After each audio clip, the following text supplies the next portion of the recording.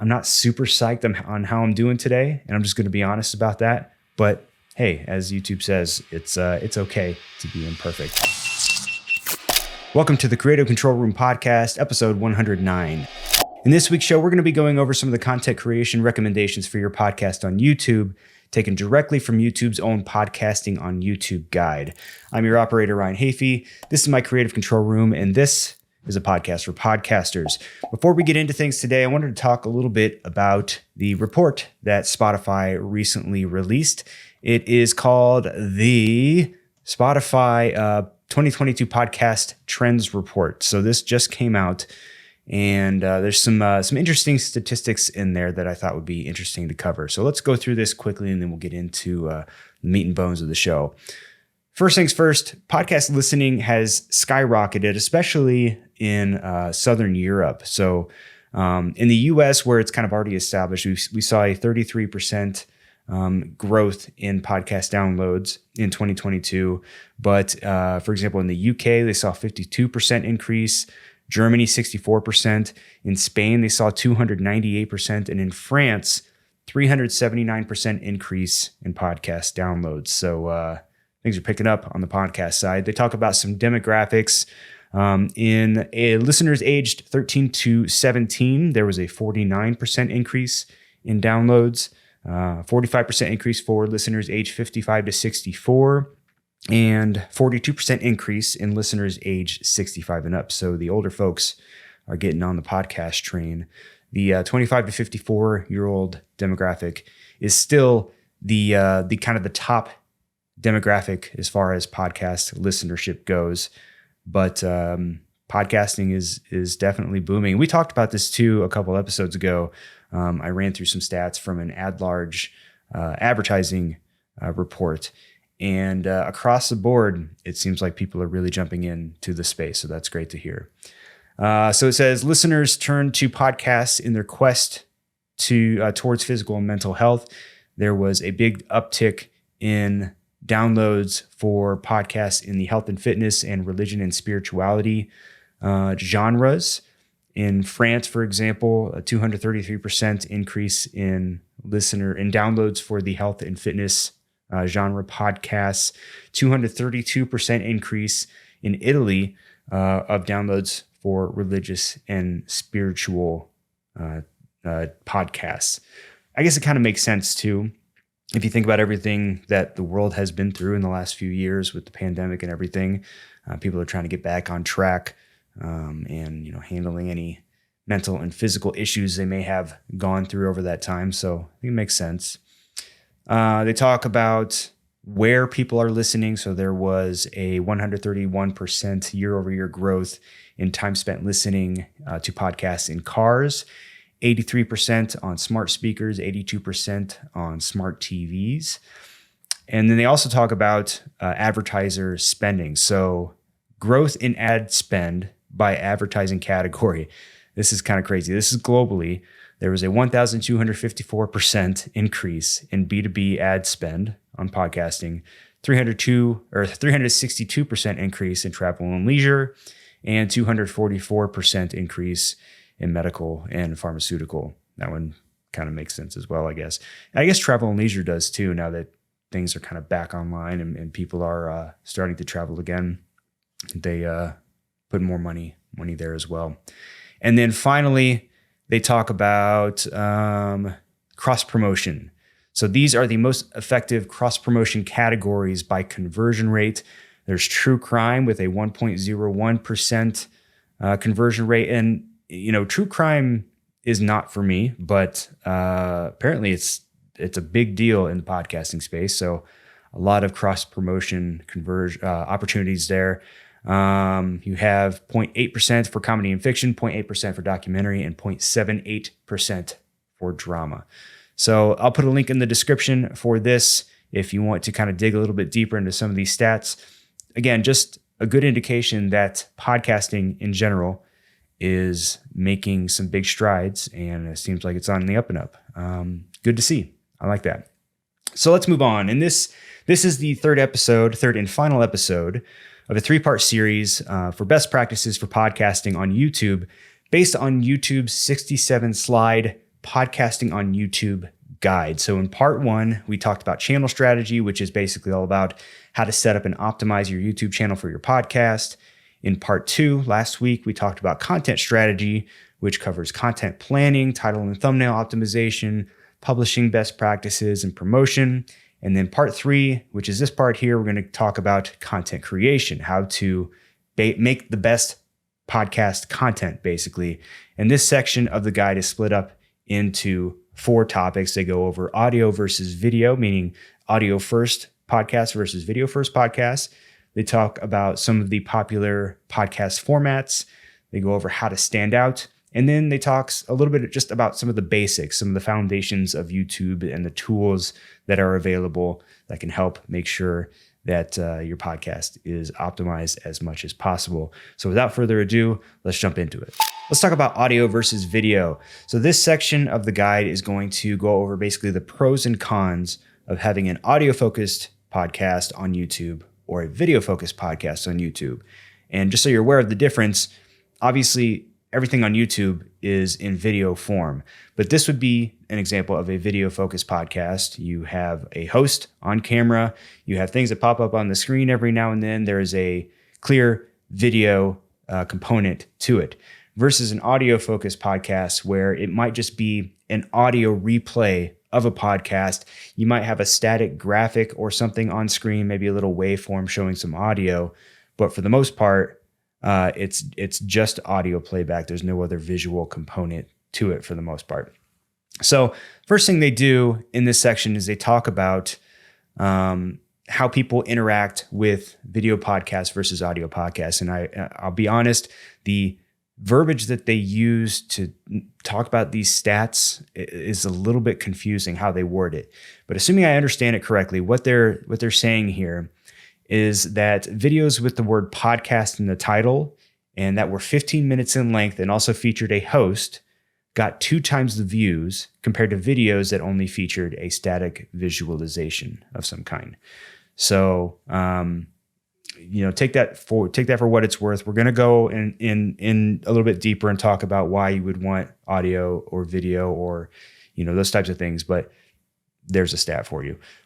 So audio first production, why would you go with an audio first production when video, typically speaking, gets more views? Well, maybe you have limited resources. Maybe, as YouTube puts it, you're just seeking awareness or incremental reach via YouTube at this time. Maybe you have time restrictions. Those are all very valid reasons. As far as resources go, if you maybe you don't have the expertise, maybe you don't have the equipment, maybe, as far as time goes, if you don't have the bandwidth, all of those things are going to prevent you from being able to go the extra mile and incorporating video into your production. Video adds a lot to the whole process. So it can be tough. But an example that they give for someone who is doing well in the podcasting space as far as audio goes on YouTube is Bloomberg. So Bloomberg has an audio first podcast, and they focus on substance over visuals. They post short clips, which can help with discovery. They utilize a lot of YouTube's tools for search and discovery. So, Bloomberg is making sure that they're using effective titles, SEO-rich descriptions. They're using chapters. They're using playlists. And in Bloomberg's case, it works very well for them. They have kind of a reputation, and the content that they put out, they just make sure that it is of the best quality. And in their case, it works for them. So if you're going to go audio only, it doesn't mean that, you're not going to see the growth that you want to see. It just might mean that you have to go a little bit extra to get there. On the other hand, video-focused podcasts, why would you go with video first? Well, video fits more natively with how people consume content on YouTube. I think that's pretty self-explanatory. And assuming that you have a human host, you have the benefit of seeing who's presenting the information. It can kind of give you a more connected feeling, kind of almost like the person, or it allows you to just have a stronger connection with the content itself because you have a personality who's delivering that content to you. And again, depending on how it's presented, it can make you feel as if you have a connection with that person. But then, I mean, just in general, you have the ability to incorporate B-roll, other visual elements. And someone who's doing this really well, according to YouTube, is the 538 Politics podcast. So they are focusing on timeliness, editorial quality. They promote their video podcasts through their audio podcast. So on the audio only version of the podcast, they're saying, hey, go check out the video podcast for more, to see more, basically. They really leaned into video podcasting around the 2020 elections. And as a result, they found that their video podcast accounted for 30% of their channel views and 50% of the subscribers that they gained in 2020. So for them, video podcasting was the way to go, and it happened to work for them. Next, YouTube goes into some common video podcasting production styles. And really, it just comes down to in studio with a simple camera setup versus remote. So this would be like a simple camera in studio setup production style. You've got a couple different camera angles. You've got my main camera here. I've got kind of a wide shot in the background there. I've got a top-down shot, just different angles depending on what I want to do. If maybe you're in studio and you have a couple hosts, or maybe you have a host and a few guests, you might have a wide shot and then tight shots for each individual guest. But that would be one example. The other example would be, let's say you have all your guests on remotely. Maybe you're recording Zoom video calls, and that is the content that's what you upload as your podcast. And we're all pretty much familiar with Zoom at this point, but that's another way to do it. If you can't have people in studio, you can do things remotely. Alternatively, maybe you or your guests are not in studio with you. Maybe everything that you do is done remotely. So maybe you're recording Zoom calls for your podcast. There's another option for you as well. From here, they go into some of the different examples of video styles, ranging from static imagery playback to waveforms to what they call memojis to animations to on camera with B-roll, which would be what this is. Again, there is a description, a link in the description to this guide, and you can actually open the guide, click on these examples, and kind of see exactly what they're talking about. I recommend going and do that. Just familiarize yourself with some of the different visual formats, get some ideas from that, and see what works best for you, basically. YouTube also suggests that you feature your face in your podcast whenever possible. If you are able to do some kind of on-camera video podcast, it's best to feature a face if you can, just for a better connection with your audience. Framing is also important and has an impact. So, if you think about if you have kind of a direct front-facing camera, you're looking directly into the camera, it's more like you're part of the conversation versus, if you're sort of angled to the side, it feels like you're witnessing a part of a conversation. You're watching it. So depending on, what your podcast is like, what the style is like, if it's conversational, if it's, sort of direct interaction, think about your framing. That's going to have an impact on how your audience sort of views you and your content. And then a note that they give on video podcast quality, and I agree with this as well. It's not necessary to have all the bells and whistles in order to have a good, quote unquote, good video podcast. I know I have a lot of bells and whistles in this studio. These are all things that I kind of built up over time. It's just kind of the nature of who I am.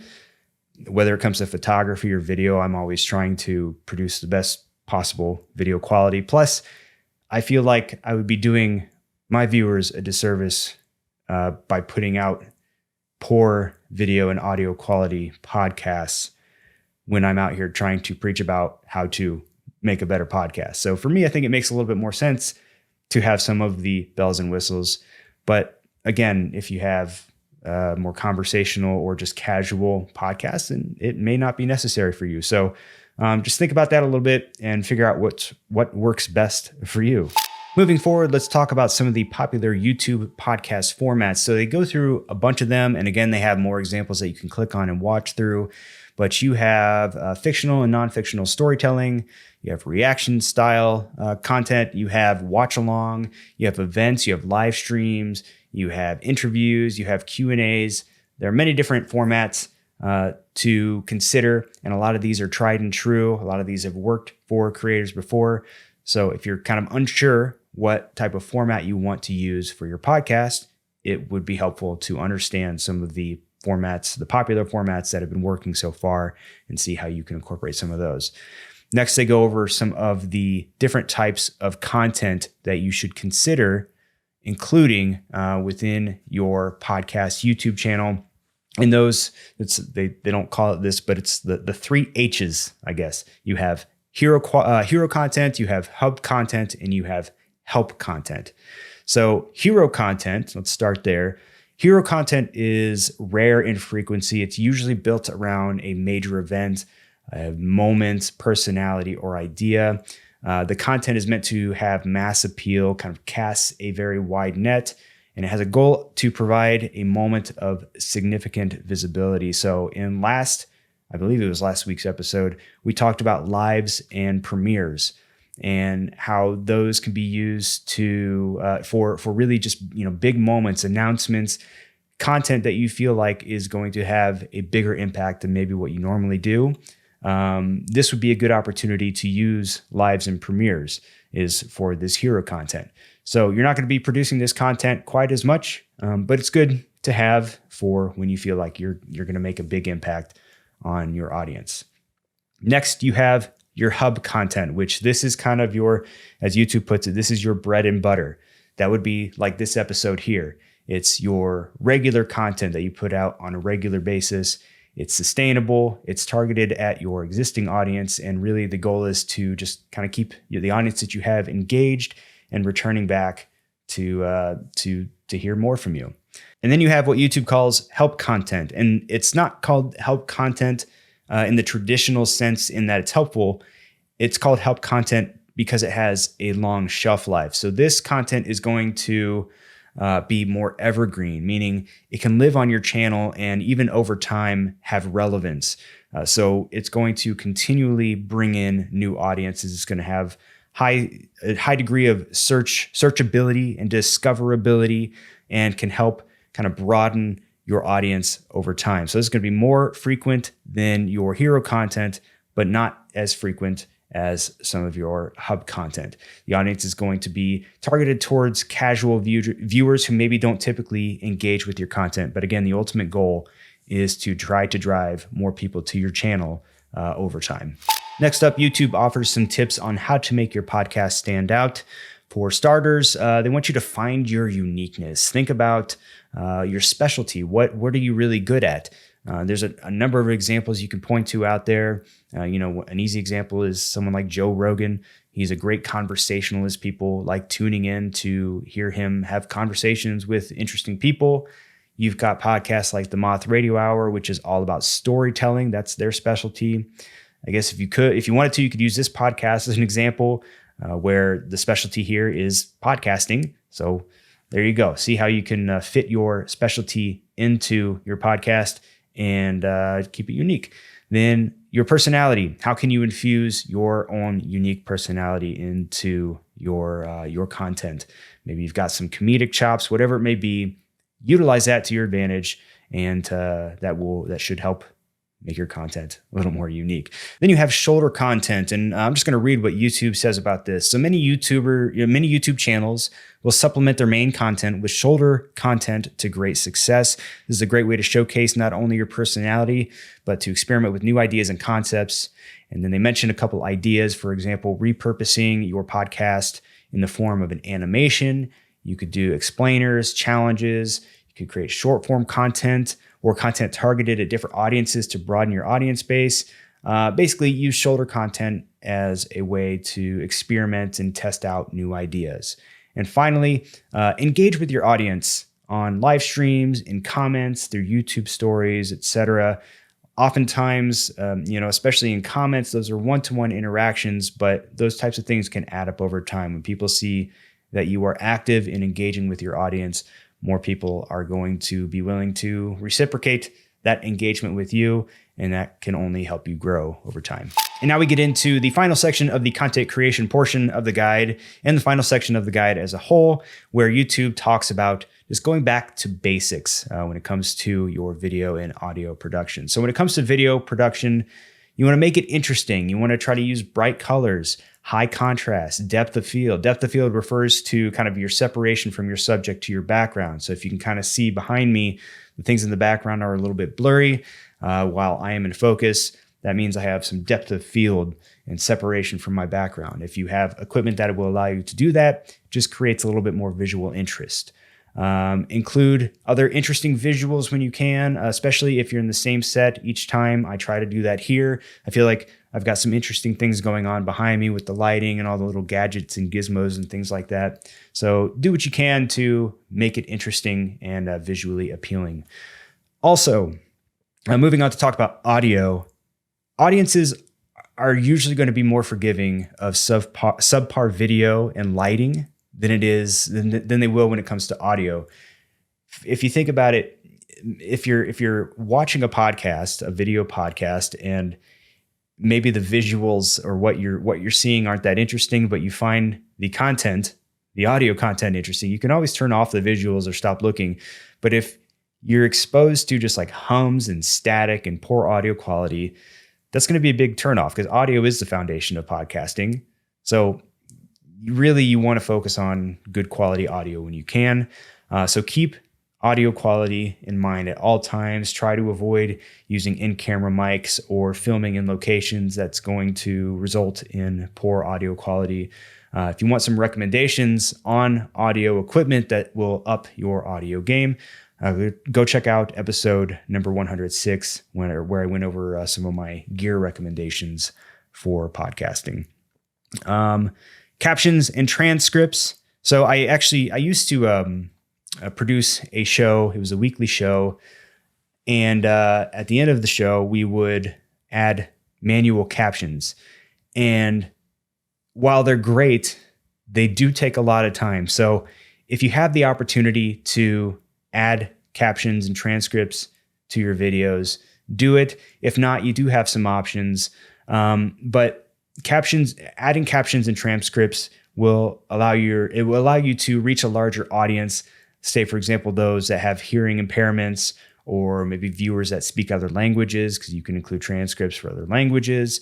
Mr. Beast actually goes as far, and I know this is out of reach for a lot of people, including myself, but Mr. Beast actually goes as far as hiring voiceover actors to dub all of his videos in Spanish. He realized that I think he said only 10% of the world speaks English. So he's missing out on a lot of viewers by not offering his content in other languages. So he created a new channel, and all of his content gets dubbed over in Spanish. And he's got millions of subscribers over there now as a result. So something to think about. You have caption files, you have transcripts. You can do it manually. Manual entry does take a long time. That's what we were doing in the show that I mentioned that I was producing. And then you have YouTube auto captions. All else fails, go with the auto captions. If you're someone who tends to speak clearly, typically the auto captions will do pretty well. And you do have the ability to go back in and edit any mistakes that the YouTube auto caption feature may have missed, if they misspell words or mishear you, whatever it may be. Next, you want to be accessible. You want to, show your audience the real you. Talk directly to your audience when you can. YouTube says it's okay to be imperfect. You don't always have to get everything right. Can't tell you how many takes I've had to make on this episode already alone. Today, for some reason, today's recording's been a little rough, and it's definitely not perfect. I'm not super psyched on how I'm doing today, and I'm just going to be honest about that. But hey, as YouTube says, it's okay to be imperfect. You want to create in bulk when you have the opportunity. So try batch filming if you have the time to do it. It's going to save you time in the long run. It's going to maximize your production output. Batch shooting just basically means, if you have the ability to maybe record multiple episodes at once so that you can spend more time in production, Or let's say you're out at an event, you're capturing footage and you have extra footage to work with. Think about how you can repurpose or reuse some of that content to create some of that content we talked about earlier, like some of the help or hero content. How can that extra footage be used to create that type of content? And finally, YouTube says to experiment. You want to test. You should always be testing. You should always be tweaking and trying new things to see what works. You never know what's going to resonate most with your audience. Use analytics as much as you can to fine tune your content. One great way to, especially when it comes to show formats, to figuring out how you can optimize your show format is to look at your watch retention graphs. And because those graphs will show you where typically people fall off of your episodes. If you're finding that people are usually falling off from your episodes at a certain point through your show, figure out why that might be and change that, maybe move some things around and see how you can get people to stick around longer. Because of course, the longer people watch, the better the retention is going to be. The algorithm's going to like that, and you'll get more views and more growth as a result. All right, that concludes the third and final part of this series on best practices for podcasting on YouTube, according to YouTube. I'd be lying if I said I wasn't at least a little bit happy about that. This was a lot of work to go through this over the last few weeks and really dissect this lengthy guide in order to present it to you. But I'm glad I did it because I learned a few things, and I hope you did as well. So if you're still with me and you got any value out of this episode, please consider liking and subscribing wherever you happen to be watching or listening. Be sure to follow me on social media at Ryan Hafey on Instagram, Twitter, and TikTok. Check out the description for relevant links and gear recommendations, and we will see you in the next one. Bye-bye.